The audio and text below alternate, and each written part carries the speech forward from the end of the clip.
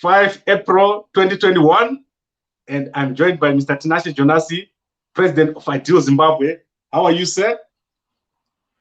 Fine, and you? How is your pandemic moments? Well, everything is fantastic, and I'm very, very happy to have you back today after a long time. Okay, hold on. Okay. Come on, please.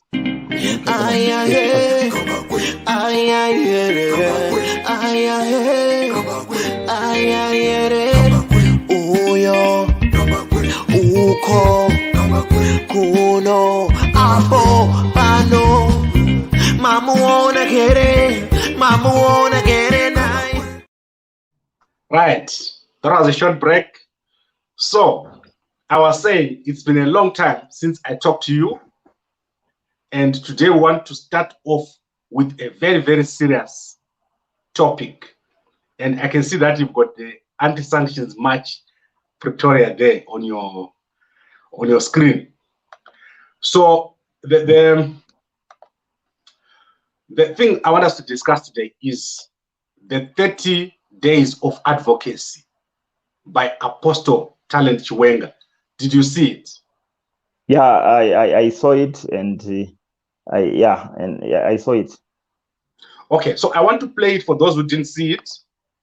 Apostle Talent Chiwenga has declared some days of advocacy from the 1st of this month, I think, to the end of this month. So let us play and hear what he says. May you commit yourself to value the lives of Zimbabwean citizens. Again, as I conclude this half hour of advocacy, I want to call members of the diplomatic community, the Australian ambassador, Her Excellency Bronchmose. I invite you to join me in this advocacy. Please speak with us, join us in this advocacy. The British ambassador to Zimbabwe, Excellency MELAINE Robinson, the Canadian ambassador, Her Excellency CHRISTINA BUCHAN, His Excellency the German ambassador to Zimbabwe, His Excellency VOLZ, His Excellency the U.S.A. ambassador to Zimbabwe, His Excellency BRIAN.ANDREW NICHOLS. And also we are calling upon the United Nations Human Rights Chief, Her Excellency Michelle Bachelet, and we are also appealing to the United Nations Secretary General, His Excellency Antonio Guterres, to join us as we speak with one voice, peacefully and with love, to the President of Zimbabwe, Mr. Emmerson Mnangagwa, that he should ensure that the life of Apostle Chiwenga should be preserved. He doesn't deserve to die. We are appealing to you, members of the diplomatic community, to use whatever means necessary, whatever resources available to you, to pressure the Zimbabwean government led by His Excellency President Emmerson Mnangagwa to preserve the Apostle's life. My life has been in danger. My life has been targeted. We have showed you the proof, even in the first episode. We have showed you the evidence of President Mnangagwa's government's attempts to kill me, to take my life. I am a Zimbabwean. I shall not run away to seek asylum in one of your countries. Zimbabwe is my home. May you protect us so that we may be safe at home. We do not want to apply for visas. We do not want to become refugees in your country. We have the capacity to build our country on our own, if only our country was peaceful, if only our country was not a danger to our lives, if only our country was not threatening us. We need to be alive in order for us to build our country. Help us to protect our lives so that we can build our country. Right. So Apostle Talent Chiwenga has appealed to Zimbabweans, to the embassies, and he says the government of Zimbabwe wants to kill him. What do you think? Is his life in danger? No, he is very safe, because what is the proof that the government want to kill him? The proof is only in him in us having a dead body in a mortuary. If we have got a cold body, then that's the proof that the government wants to kill him and has killed him. Otherwise, as we speak now, it's a conspiracy theory. Let's not remember that the government is the police, the government is the intelligence, the government is the military. So these three bodies only: the police, the state security, the military. It can't. 24 hours is a lot. If they go with, they can just go to his house, shoot him dead, or take him away. The government can't spend a year or 2 years trying to kill the current Chiwenga. So to me, that is playing with an emotive issue to bring in the diplomatic community and probably to get some funding. Okay, let's go to the point that you just raised now.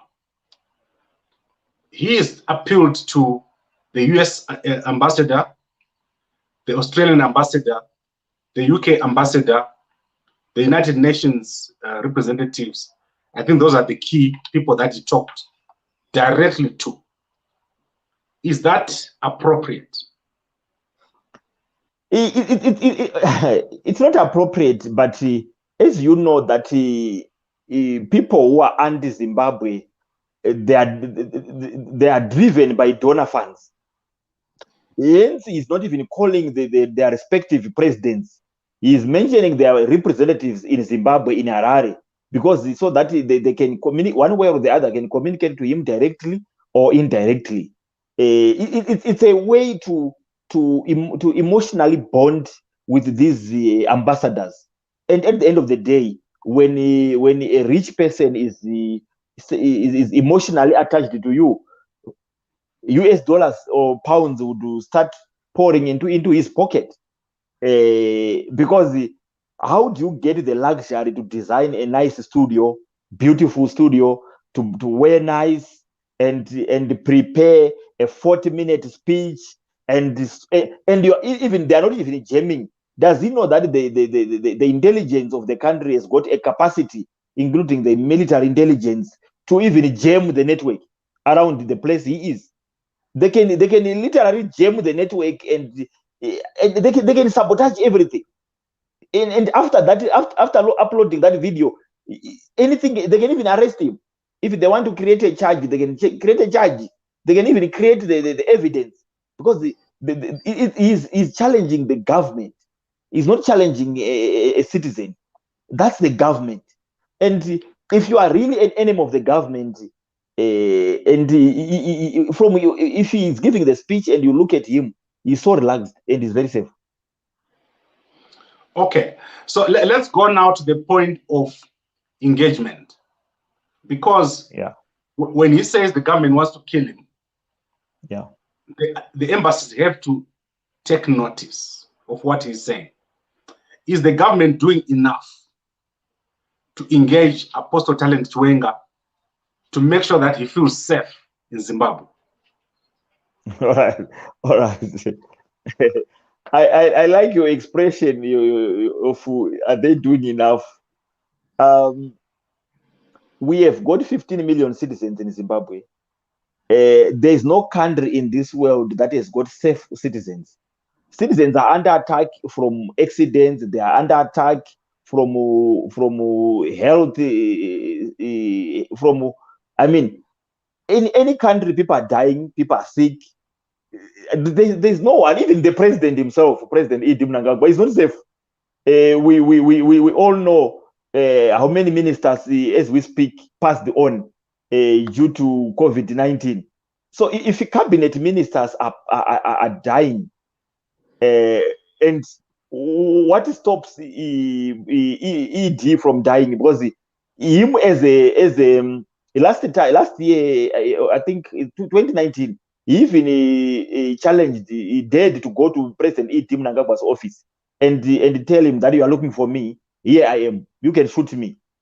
That project a fearless citizen, someone who is daring the government. I don't remember the President E.D. Mnangagwa as a head of the state challenging Talent Chiwenga that maybe before the end of the week or before the end of the year, you're going to be dead.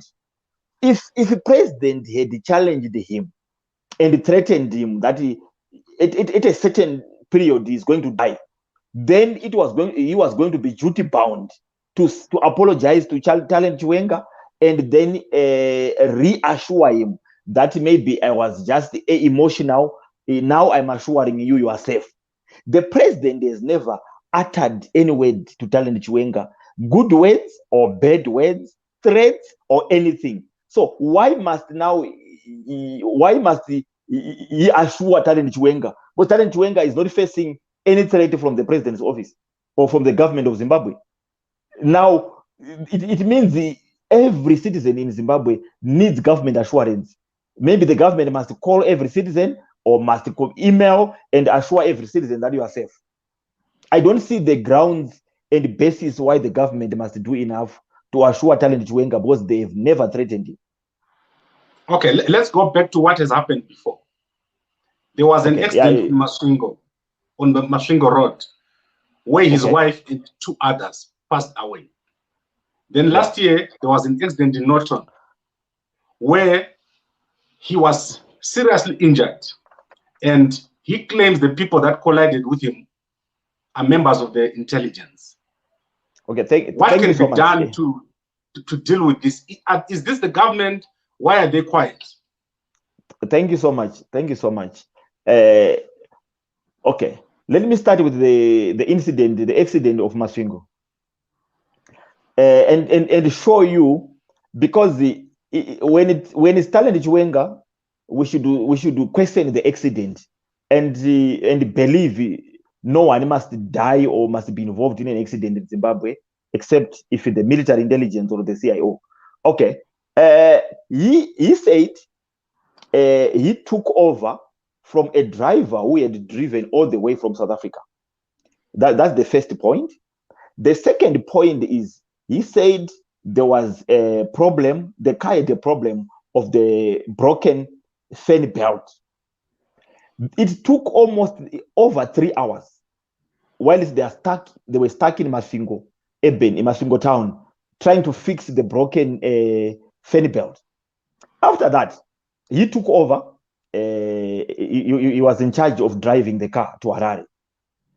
He mentioned that he was driving between, his minimum was 100 kilometers per hour and sometimes reaching 120 kilometers per hour.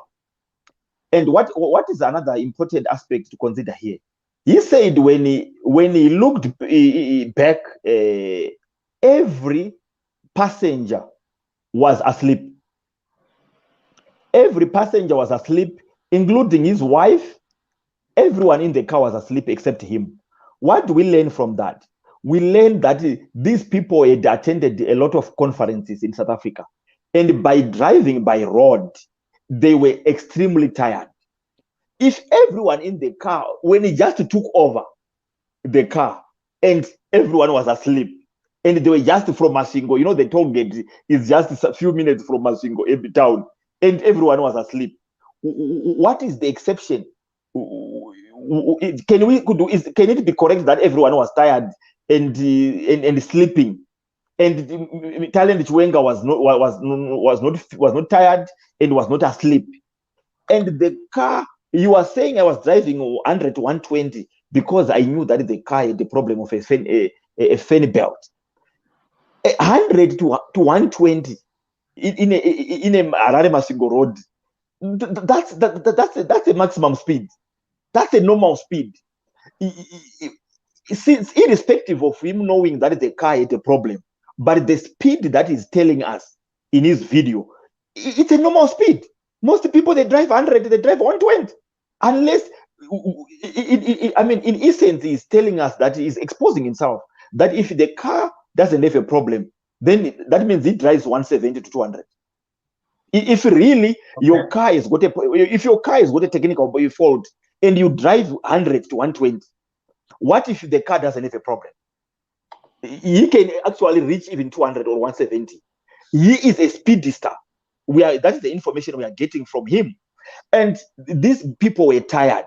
The other information is saying there was a car coming, which must be a Toyota something, and it encroached into his lane. And then he had to go out of the road in avoidance of the accident. He flashed the car and it had some yellow lamps. You have got the time to see the model of the car. You have got the time to flash it. You have got the time to see the yellow lights, and then to drive out, and then you lose control of the car. After the accident, people lost their lives, and someone, a stranger, he can't even remember, picked him from the. I know he said the other guy who passed in the car whispered to him that don't tell people your name. This is an accident, and a horrific accident. And someone has got the chance to whisper to you and say, don't tell people your name. And this person, a few minutes later, passed on. And people even struggle to take you out of the wreckage. After that, a total stranger takes you to hospital. And up to now, he doesn't know this good Samaritan. And in all this, where is the military intelligence? Where is the CIOs? Because their mission was to kill him. In other words, they didn't have even a minute or 30 seconds to finish him off. Yet they can even shoot with a gun and everything, because they were the ones running the operation. But he was rescued. A certain stranger came to take him out of the wreckage, took him to hospital, and he was not even aware. But he remembers very well being whispered to that don't tell people your name. But being taken out, going to hospital, suddenly he is unconscious. This is a highly dramatized story. Okay, let's ignore it. Let's go to the second accident. The second accident, he is claiming these people are military intelligence. But where is deliberately the church did their own investigations? Remember, soon after the accident, maybe a day later or some hours later, their churches got experts who can actually investigate. Let me show you where the misinformation is in the Norton accident. He is claiming that the white Mercedes-Benz coming from Bulawayo going to Harare, him was going to the opposite direction, Bulawayo side. At the Norton toll gate. I stay in Norton. I'm from Norton. I stay in Norton. I know the place very well. He is saying it was encroaching to him so that he can move out of his lane to cause the accident, similar to what happened in Masvingo accident. When you are coming from Bulawayo going to Harare at the Norton toll gate, it's coming. It's a single carriage from Bulawayo. And after the toll gate, it becomes a dual carriage. And now there is no markings for the transition from a single carriage to a dual carriage. It's automatically you become you are in the wrong lane. The moment you leave the toll gate to enter into the dual carriage, you are already in the wrong lane. That information is being deliberately left for it to look like it was an assassination plot. There was a lawyer who was given a lift in the car, and these people, they passed on. His car was bigger than this car. This car was smaller. He had a Range Rover, a Discovery Land Rover 4. This is a huge machine. Seriously, who can assassinate someone in a bigger car by way of a head-on? Because in a head-on scenario, anything can happen. Anyone can die. And in this case, no one died from his end. And he even boasted that he saw that these people wanted to kill him, and then he had to go head-on. Because the Masvingo incident, he went off-route. And someone went even head-on deliberately and killed people. And people are quiet about it. And this is clearly someone who should be charged with the culpable homicide. But and jealousy, Mawarire, who lost his brother and sister-in-law, came out clearly that these are my relatives. But this whole information is ignored for military intelligence. Military intelligence who are dumb, who died, and in this case, the people died in the other car. It's different from the Masvingo one. The Masvingo one, he can claim he was a target. In this case, it's clearly that people in the Mercedes-Benz were targets.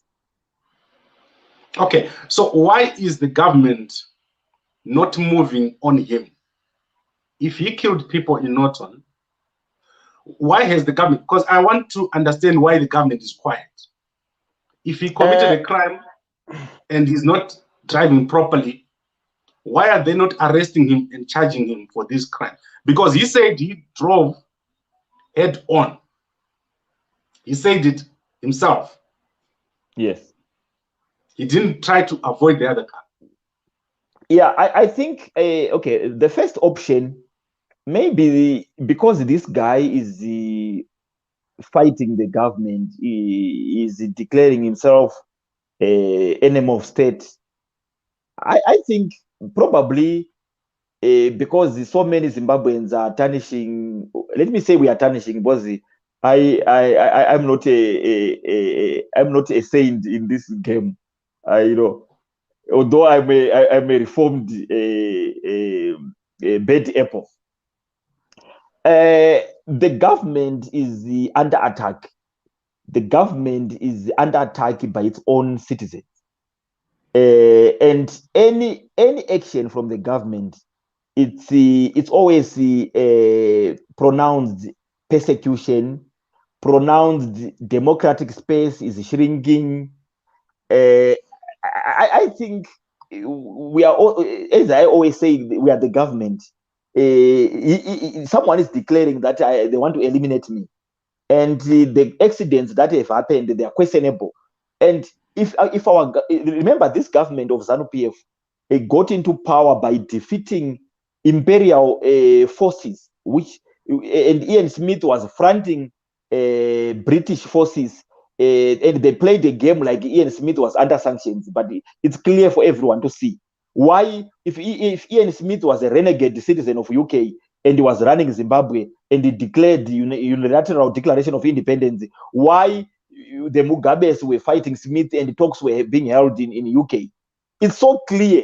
One doesn't need to be a rocket scientist to understand that the Britain was hiding behind Smith. Smith was a stooge of UK. Smith was the project manager. The colonization of Zimbabwe was run by Smith on behalf of the British government. Why the Lancaster House Conference was held in British soils when Smith was not part of them? Now, this ZANU-PF government defeated the British forces to usher in democracy. Why would they fail to defeat a talent Chiwenga? To me, that's ridiculous, because ED and company are tried and tested in fighting. They're not scared of war. And then talent Chiwenga is just a house fly. And it is, to me, it is game to gain money and to his church membership. They are growing. His followers are growing by playing sympathy. It's a strategy, and currently it's working. Okay, so you're saying the government is not moving on talent Chiwenga because they don't want to make the situation worse. Is that it? That's that's the option one, I think, because look, if people commit a clear crime like Makomborero, Aruzivishe, it comes out as the persecution, because the opposition has failed in all fronts to defeat ZANU-PF constitutionally. So the opposition now, including myself, we are playing games. That one day, probably United States of America or UK can just jump into Zimbabwe, remove the ZANU-PF government, and then put it as in power. But we are forgetting the sad story of Libya, the sad story of Syria, There are so many examples that where there's the US involvement. Now we see what is happening in Mozambique, and the US is involved. It will end in tears, even in Mozambique. So us as opposition, we want power, and we don't care. Although we know that the US is not a good partner in any political situation. I will give an example of what happened in 2004 in UK.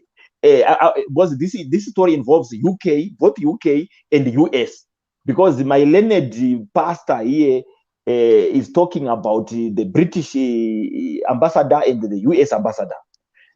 There is a cleric or imam, or I mean a Muslim cleric who was preaching Islam, fundamental, I mean Islam extremism in UK, in London. He was charged with more than 16 charges of hate and inciting violence, and he was sentenced to almost 8 years in prison. And US requested him to be extradited to their soil, and there he was sentenced to life imprisonment without an option of parole on terrorism, just because he was preaching his beliefs, which they deemed terrorism. But the world is quiet, and this was someone who was preaching in church, in a mosque in London. He was not going there political. He was not talking of politics. He was preaching the same way Talent Chiwenga is doing. And this person was given 8 years. In the US now is serving life in imprisonment. He never killed anyone. He never did anything. He was using the Quran and the microphone. The same tools Talent Chiwenga is claiming. So now, but Zimbabwe is portrayed a dictatorship epicenter. Zimbabwe is portrayed having evil leadership. But this West, Talent Chiwenga has never been arrested, even for culpable homicide, that he deliberately prosecute himself and persecute himself by saying I to go for head-on collision. He is not even arrested. But the ED is a dictator. ZANU-PF is an evil government. Okay, I think we've made the point, and we're at 30 minutes almost. So I think let us bring this discussion to an end. And I want to focus on the ambassadors again. Yeah. What can they do? If you're an ambassador of a country like South Africa, here in South Africa, we've got many ambassadors. In the United States, you've got Zimbabwean ambassadors. Can an ambassador make a change to a local situation? Can they use whatever means necessary, like he's saying? Okay. Remember, he's not only appealing to the ambassadors, he's also appealing to the United Nations itself. This is the same strategy. People want, we have seen other people signing signatures to remove the government. Some are calling UN. They don't even understand the purposes of UN. They don't understand the purpose of ambassadors. We have seen quite recently publications to the effect that Comrade Monzora was rejected by the head of EU mission in Zimbabwe and the Joe Biden administration as the official opposition of the country. They recognized him as a minor, as from the minority party. And the Zimbabweans are proud to peddle that such kind of news. I think our generation has surrendered the country to the highest bidder. In this case, US and Europe. Zimbabwean young generation, we are ashamed. We don't want. Between me and the President Idi Mnangagwa, there's almost 4 generations. Meaning, me and the Chamisas and the others, there's no generational contest between us and the President Mnangagwa. generation. There's automatic generational handover. There's no way we can fight someone who is 4 generations older. No ways. We want the power now. And it's forcing us to commit a lot of mistakes. When a US ambassador or any Western ambassador tweets about the ruling party or the government, the tweet goes, we push it and it becomes viral. But when a Zimbabwean, even government minister tweets, it doesn't go viral. Why? Because we believe so much in the United States of America. We believe in whiteness. We believe in the West. But the history of America, America has never loved Africans. America has never loved any country. They are proud to say the American dream. They are proud to say the Statue of Liberty. They are proud to say America first. They are proud to say the interest of American people. In all their mottos, they don't mention Africa. We all look how we danced and got excited, the euphoria around the first black American president, who is a descendant of Africa and Kenya in particular, Barack Obama. Barack Obama only visited his native country when he was a few months away from losing the expire of his administration, and it was just a way to meet his family in Kenya while he's flying around with Air Force One. Barack Obama has never helped Africa with anything, but we jumped and said our own. We are useless, and we need a mindset change. Our problem in Zimbabwe, the young generation, is we are politically illiterate. We think the removal of ZANU-PF and then the West put their stooge, Zimbabwe would be milk and honey. The West, they are rich. We know how many countries in Central Africa and Northern Africa which are paying huge billions of money and even using the Reserve Bank of France as their reserve bank, paying, being intimidated. And we all know how the death of Magufuli, His Excellency, the President of Tanzania, is controversial and suspicious. We all know the death of Thomas Sankara, Pan-Africanist, those presidents. If a president is loved by the West, he's a sellout. It's so easy. If an African president is a darling of the West, he's a sellout. If an African president is we all know how Zimbabweans now are owning mines. Zimbabweans now are claiming, any Zimbabwean can apply for a gold claim. And we see in Zimbabwe is one of the few countries in Africa that is transferring wealth to black people. Anyone who is a millionaire in Zimbabwe or a billionaire is likely to be black. And look at South Africa. More than 75% of the wealth is in the hands of white people and less than 5 families, rather. And South Africa is a darling of the West. And they wanted to give land back to the landless people. Now they've shelved the issue because the West told them, well, Zimbabwe is going to be better. So South Africa would remain a darling of the West because they sold out. And us, instead of defending our leaders who are terrorized because of believing in the locals, we are again terrorizing these leaders. We are going to be in foreign lands. We are going to be foreign to our local wealth until Noah brings the second ark. Okay, Mr. Jonas, that was a powerful speech. Now let us wrap it up.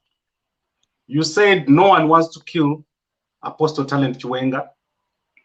The 2 accidents that he had, they were not caused by or attempts on his life. They were not assassination attempts. You say the government is not moving on Apostle Talent Chiwenga because they are controlling themselves. They don't want to make the situation worse. And you said he's going to these embassies. It won't help him with anything, but it's a sign that young Zimbabweans lack an understanding of their own world and what they're supposed to be doing as patriotic Zimbabweans. Is there anything else that I left out? Yeah, I just want to emphasize on saying our generation, the wealth in Zimbabwe that is in platinum, that is in gold, is not for ZANU-PF people. It's not for President E.D. Mnangagwa. It's for every Zimbabwean. My generation, we are poor. Why? We are poor because we are playing to the gallery of the opposition. Unpatriotic opposition that is saying Zimbabweans, you are going to be rich when we remove ZANU-PF. So everyone is agitated and impatient because you are waiting for ZANU-PF to be removed and then you can be rich. Yet those people who are, it's not true that everyone in Zimbabwe who is a businessman is a ZANU-PF person. Let's take this opportunity to tap into the wealth of Zimbabwe. And the ZANU-PF is in power, is the government. Whether you are the MDC, you are IDU Zimbabwe, go wherever you can, whether to the minister's office, go and ask for farms, ask for land, ask for claims. You are a Zimbabwean. If you apply to the government, you are not selling out, you are not becoming a ZANU-PF project. So I, as Tinashe Jonas, I'm going to tap into the mineral wealth of Zimbabwe, whether it's land for farming, any opportunity in Zimbabwe. Everyone who is watching here must hear me clearly. Why must I suffer when my country is dripping with milk and honey? I won't wait for anyone to be a president or myself to be a president. What if I'm going to die before I'm a president? Zimbabwe is blessed with richness, and I'm going to tap those fools who are going to wait until ZANU-PF is out of power for you to enjoy the privileges of being a Zimbabwean. Stay on the edge, tweeting and insulting, and you are going to die like a monkey. Okay, I hear that, and I think today we are at 50-50. 50% of the people agree with you, 50% of the people disagree with you. But very, very powerful what you just said, and I think for young people, it's a message. Now, I want us to close. Is there anything else you want to say before we close? Yeah, I think we need to, in our mindset, we need to close the borders of Zimbabwe. We need to think Zimbabwe. We need to love one another. Sometimes I get even emotional because I was a renegade citizen. I understand how to be an extremist. I understand those levels because I was operating in that sphere. When you hate the government, I mean, it will be just a frustration, and some are even applying for foreign citizenship, but the Zimbabwean in you would never die. Let's not live a double life. A double life is being a certain citizen of another country because Zimbabwe are frustrated. Zimbabwe is for us. ED is a president that if he wins 2023, in 10 years he's no longer a president.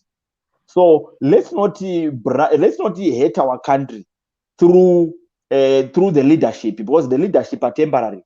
Their maximum is 10 years. Each president is 10 years. So let's love our country beyond the partisanship, beyond the political divide. And it's not selling out to go to ZANU-PF government and ask for land. When I go to Zimbabwe, I'm going to look for land. If the land is given by ZANU-PF headman or chief, I'm going to go there and sit with him and ask for land. If I want a mineral claim and it's given by a ZANU-PF minister or ZANU-PF whoever, I'm going to go there and ask for information and how to claim that, because it's a high time I enjoy being a Zimbabwean without looking for politics. Politics, I'm a citizen of Zimbabwe before politics, but in Zimbabwe, we are breathing politics, we are walking politics, and that's why we are divided. That's why every news, more than 80% of social media posts, they're all political. And when are we going to start focusing on unity and wealth creation? We need assets. We need to build to create wealth as our generation. We are so poor. Hence, our women are taken by old people. But these old people are serious on wealth creation. As we are serious on tweeting and insulting, and we don't have nothing. And then we blame our women that they are cheating, while at least we are useless husbands. Okay, Mr. Tinashe Jonas, I really enjoy talking to you every Monday, and I'll have you again back next Monday to talk about other topics. Thank you to everyone who's watching from home, and Mr. Jonas, I'll see you next week on Monday. Good night to everyone. And thank you for the platform. Ay, ay, ay, ay, ay, ay, ay, ay, ay.